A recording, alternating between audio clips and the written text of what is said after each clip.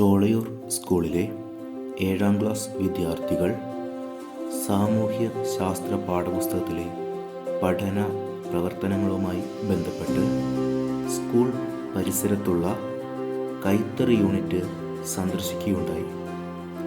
50 വർഷത്തിലേറെ പഴക്കമുള്ള ഈ കൈത്തറി യൂണിറ്റ് 1988 അന്നത്തെ വ്യാവസായിക വകുപ്പ് മന്ത്രിയായിരുന്ന ശ്രീമതി KR ഗൗരിയമ്മയാണ് ഉദ്ഘാടനം നിർവഹിച്ചത്.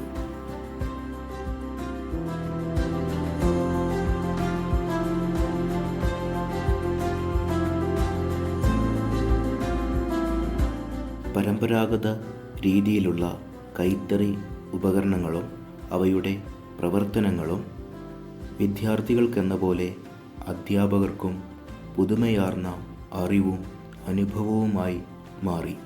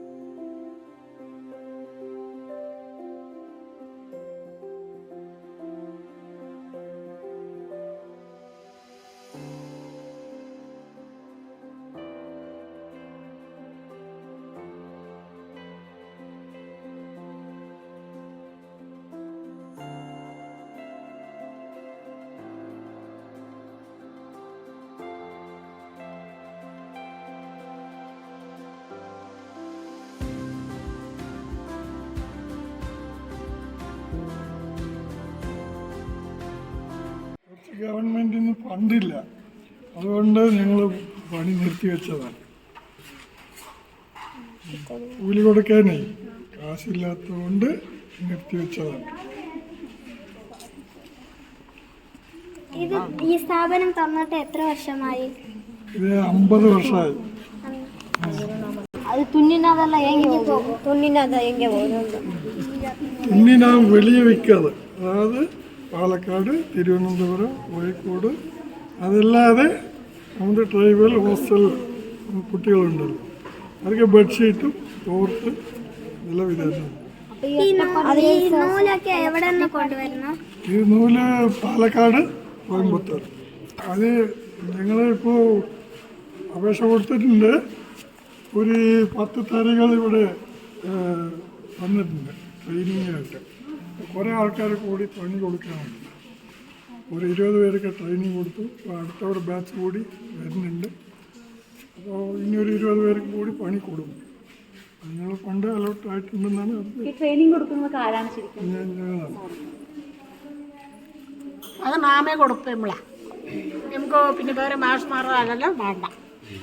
ആ ട്രെയിനിങ് കുട്ടികൾ വന്നാൽ നാമേ അവർക്ക് ട്രെയിനിങ് ചൊല്ലിക്കൊടുക്കുന്നു. അവർ പഠിത്തം എടുക്കാം. നമ്മൾ ഇത് സംബന്ധമായിട്ട് എല്ലാ കാര്യങ്ങളും നമുക്കാണ്. ನೀವು ಒಂದು ಈ ಸೊಸೈಟಿಗೆ ಈ സ്ഥാപനಕ್ಕೆ വേലയ്ക്ക് ചെന്ന് അല്ലെ എത്തനെ കാല സർ ನೀವು ಒಂದು വേല തുടങ്ങി എത്തനെ കാല തുടങ്ങി ഒരു 20-25 വർഷമെല്ലാം ആയിരിക്കും. മേലുണ്ടോ 30 വർഷമെല്ലാം ആയിരിക്കും. 30 വർഷമായിരിക്കും. 30 വർഷമായിരിക്കും. ഇപ്പൊ നിലവിൽ നമുക്ക് ഈ സ്ഥാപനത്തിൽ മൊത്തം എത്താൻ പേര് ജോലിക്കാരെ എത്താൻ പേര് 12 ആളുണ്ട്. 12 ആളുണ്ട്. ആ ട്രെയിനിങ് കുട്ടികളെല്ലാം കൊടുത്തു. അവർ 3 മാസം ട്രെയിനിങ് കൊടുത്തോണ്ട് അവർ പോയിട്ട്. അപ്പൊ ഇത് വന്ന് ട്രെയിനിങ് ഓരോ ബാച്ചായിട്ട് ട്രെയിനിങ് മുടിക്കുന്നേ. അവൻ ಇದಕ್ಕೆ ജോലിക്ക് വർക്കാರ അവർ ಟ್ರೈನಿಂಗ್ ಆಹಾ ಇಲ್ಲ ಅವರು 8 പിള്ളേಗ ಇದಕ್ಕೆ ಟ್ರೈನಿಂಗ್ ಮುಗಿದವರೆ ಇದಕ್ಕೆ ಶ್ರಮ ಬರ್ತಾರೆ. സാമ്പത്തികം ഇല്ലാത്തത് കൊണ്ട് അവരെ നിർബന്ധിക്കാൻ പറ്റില്ല. അവർ വന്നു കഴിഞ്ഞാൽ നമുക്ക് ജോലി കൊടുക്കണം. അപ്പൊ അതിന്റെ സാമ്പത്തികം നമ്മുടെ കയ്യിലില്ല. മെമ്പർഷിപ്പ് കൊടുക്കലേ റൊട്ടേഷൻ ചെയ്ത് പോകണം. ഇവിടെ ട്രെയിനിങ് കൊടുക്കുന്നവർ ട്രെയിനിങ് കൊടുത്ത് ജോലി പഠിപ്പിച്ചിട്ട് ഈ സ്ഥാപനത്തിൽ നിന്ന് മെമ്പർഷിപ്പ് കൊടുക്കുക. അവർക്ക് സ്ഥിരം ജോലിക്കാരായിട്ട് ചെയ്യാൻ വേണ്ടിയിട്ടാണ് ഈ ട്രെയിനിങ് കൊടുക്കുന്നത്. ഇപ്പോഴേ ഇതിപ്പം വളരെ ദുഃഖകരമായ എന്ന് പറഞ്ഞാൽ കുറച്ച് മാത്രം തൊഴിലാളികൾ വെച്ചിട്ട് കാര്യങ്ങൾ നടത്തിക്കൊണ്ട് പോവുകയാണ്. കാരണം ഒരു ടൈമിൽ ഗവൺമെൻറ്റിൻ്റെ സഹായമില്ലാതെ ഇത് അടച്ചിടുകയും പിന്നീട് ഇത് ഓപ്പൺ ചെയ്യുകയാണ് ചെയ്തത്. പക്ഷെ ഇപ്പോഴീ വരുന്ന ഈ തൊഴിലാളികൾക്ക് നമ്മൾ എങ്ങനെയാണ് അവർക്ക് ഇതിന് വേതനം കൊടുക്കുന്നത്? അതൊരു വലിയൊരു പ്രശ്നമാണല്ലോ. പ്രത്യേകിച്ചും ഈ മേഖലയിൽ ഇങ്ങനെയുള്ള ആൾക്കാരെ നമുക്ക് കിട്ടാനും പാടാണ്. പുതിയ തലമുറ ഈ ഫീൽഡിലേക്ക് വരുന്നില്ല. സോ അവരെ നമുക്ക് ഇങ്ങോട്ട് കൊണ്ടുവരികയും വേണം. എന്നാൽ നിലവിലുള്ളവർക്ക് തെറ്റില്ലാത്ത രീതിയിൽ നമുക്ക് വേതനം കൊടുക്കാൻ പറ്റുന്നുണ്ടോ? അതിനുള്ള സോഴ്സ് എങ്ങനെയാണ് നമ്മൾ? പറ്റുന്നില്ല. കാരണം ഇപ്പോൾ നിങ്ങൾ ഉണ്ടാക്കുന്ന സാധനം സെയിൽ ചെയ്തിട്ടാണ് ഇവർക്ക് ശമ്പളം കാര്യങ്ങളൊക്കെ ഡീൽ ചെയ്ത് കൊടുക്കുന്നത്. ഇതിനായിട്ട് ഫണ്ട് ഒന്നുമില്ല. അതെ, വർക്കിംഗ് ക്യാപിറ്റലായിട്ട് ഫണ്ട് ഉണ്ടെങ്കിൽ ഞങ്ങൾക്ക് അഡ്ജസ്റ്റ് ചെയ്ത് കൊണ്ടുപോകാൻ പറ്റും. ഈ നേരത്തെ ഗവൺമെന്റ് നമുക്ക് സഹായം തരുമെന്ന് പറഞ്ഞു. അത് എങ്ങനെയാണ് സഹായം ഗവൺമെന്റിന്റെ ഭാഗത്ത് നമുക്ക് തരുന്നത്, ലഭിക്കുന്നത് എങ്ങനെയാണ്, ഏത് രീതിയിലാണ്? അത് ഇവിടെ ഷെയർ ക്യാപിറ്റൽ എന്ന് പറഞ്ഞിട്ട് മെമ്പർഷിപ്പിന്റെ മെമ്പർമാരുണ്ടല്ലോ, അവരുടെ ഒരു ഷെയർ ഉണ്ട്. ഓക്കെ. ആ ഷെയറിലാണ് നമുക്ക് ഷെയർ ക്യാപിറ്റലായിട്ട് വർക്കിംഗ് ക്യാപിറ്റൽ ഇങ്ങോട്ട് തരും. ഓക്കെ. അത് വെച്ചുകൊണ്ടാണ് ഞങ്ങൾ റൊട്ടേഷൻ ചെയ്ത്. ശരി. പിന്നെ സെയിലുണ്ടാവും, ബിസിനസ് ഉണ്ടാവില്ല. നമുക്ക് കൂലി വാങ്ങിക്കാനും കൂലി കൊടുക്കാനും പൈസ ഉള്ളപ്പോൾ സാധനം ഉണ്ടാവും. അത് വിൽക്കുക, പിന്നെ കൂലി കൊടുക്കുക, അങ്ങനെ. ആക്ച്വലി ഇപ്പോൾ ഇതിന് ഡിമാൻഡ് ഉണ്ടല്ലോ. നമ്മളിപ്പം ചെയ്ത് കിട്ടുന്ന സാധനങ്ങൾ അപ്പോഴേ നമുക്ക് വിറ്റഴിക്കാൻ കഴിയുന്നുണ്ടോ? പക്ഷേ നമ്മുടെ അട്ടപ്പാടിയിൽ ഇങ്ങനെ ഒരു സ്ഥാപനം ഉണ്ടെന്നുള്ളൊരു കാര്യം പലർക്കും ഇപ്പോഴും അറിയില്ല. അപ്പം ഞാനിവിടെ വന്നിട്ടൊരു 3 വർഷമായി. ഈ അടുത്ത സമയങ്ങളാണ് ഇങ്ങനെ അറിയണത്. അതിനൊരു പബ്ലിസിറ്റി നമ്മൾ കൊടുത്താൽ, ഇങ്ങനെ ഒരു സ്ഥാപനം ഇവിടെയുണ്ട് എന്ന് ഒരു ബോർഡോ അങ്ങനെ കണ്ടാൽ വരുന്ന ആൾക്കാർ ഒരുപാട് പേര് ഇത് ശ്രദ്ധിക്കപ്പെടില്ലേ? അങ്ങനെ ഒരു സമീപനം നല്ലതല്ലേ? സംവിധാനം ചെയ്തിട്ടുണ്ട്. തൽക്കാലം ഇപ്പം ഇവിടെ ആൾക്കാർ തുണി ചോദിച്ചു വരുന്നുണ്ട്. ശരി. പക്ഷെ കൊടുക്കാനില്ല. അതുകൊണ്ടാണ് ഞങ്ങൾ തൽക്കാലം നിൽക്കുക. അപ്പോഴും തീർച്ചയായിട്ടും നമുക്കൊരു പ്രത്യാശയ്ക്ക് വകയുണ്ട്. നമ്മൾ ആ രീതിയിലൊന്ന് നീങ്ങുകയാണെന്നുണ്ടെങ്കിൽ സ്ഥാപനം മെച്ചപ്പെടും എന്നുള്ളതിനകത്ത് യാതൊരു സംശയമില്ല. ബോർഡ് വെക്കും. കാരണം ഒരുപാട് പഴയ ഒരു രീതിയല്ല. ഇപ്പൊ ഒരുപാട് ആൾക്കാർ ഷോളയൂർ അട്ടപ്പാടിയിൽ വരുന്നുണ്ട്. പുറത്തുനിന്നുള്ള ആൾക്കാർ വരുന്നുണ്ട് ജോലിക്കും മറ്റു കാര്യം. ടൂറിസം മേഖലയിൽ ഇപ്പം നല്ലൊരു മാറ്റം വന്നിട്ടുണ്ട്. സോ നമുക്ക് ആ രീതിയിൽ ഇതിനെ ഒന്ന് കൊണ്ടുപോകൂടെ? ഒരു പബ്ലിസിറ്റി കൊടുത്തു കഴിഞ്ഞാൽ കൊണ്ടുപോകാൻ പറ്റുമെന്നാണ് എനിക്ക് തോന്നുന്നത്, അല്ലേ? തൽക്കാലം ഇപ്പോൾ ചെയ്യാൻ പറ്റാത്തത് കൊണ്ടാണ് ഞങ്ങൾ ബോർഡും കാര്യങ്ങളും വെക്കാതെ. അത്രത്തോളം മെറ്റീരിയൽ കൊടുക്കാനില്ല. പെട്ടെന്ന് തന്നെ അത് ചെയ്യും.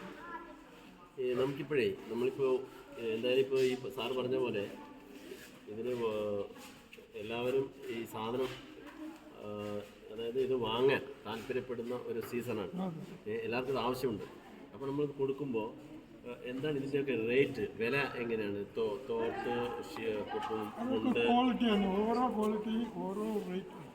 ബെഡ്ഷീറ്റ് വേറെ, കൈലി വേറെ, തോർത്ത് വേറെ, ഓരോ ക്വാളിറ്റി. അതിലെ ക്വാളിറ്റി ഉണ്ട്. മുണ്ട് തന്നെ ക്വാളിറ്റികൾ ഓരോ ക്വാളിറ്റി. ഏകദേശം റേറ്റ് എങ്ങനെ വരുന്നുണ്ട്? ഇപ്പോൾ ഏകദേശം ബെഡ്ഷീറ്റ് 2.5 മീറ്ററാണ്, 4 അടി വീതി, 230 രൂപയ്ക്ക്. ഞങ്ങൾക്ക് ഈ അവസരം നൽകി തന്ന ഷോളയൂർ സ്കൂൾ സാറിന് വളരെ നന്ദി പറയുന്നു. ഞങ്ങൾക്ക് ഇതൊക്കെ ഇഷ്ടപ്പെട്ടു. ഓരോ കാര്യങ്ങളും നന്നായി പറഞ്ഞു തന്നു. ഞങ്ങൾക്ക് ഇതൊക്കെ എല്ലാം ഇഷ്ടപ്പെട്ടു. ഇത് GTS ഷോളയൂർ സ്കൂൾ ഇതിന് വളരെ വളരെ നന്ദി.